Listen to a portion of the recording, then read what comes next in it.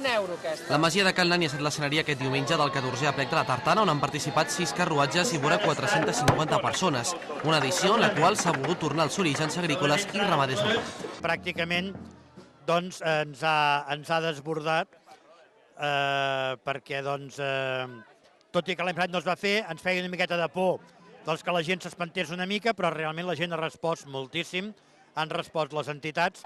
L'organització, però, no descarta nous emplaçaments, com per exemple l'entorn de la Granja de la Ricarda, per acabar d'arribar a més gent. De moment, la resposta de la ciutadania en aquesta darrera edició ha estat massiva.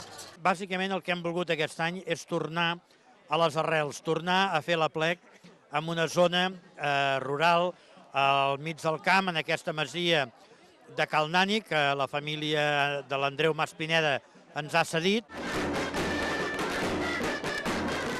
A banda de les tartanes i els productes agrícoles a l'aplec també han participat les 4 colles geganteres que han amenitzat la jornada.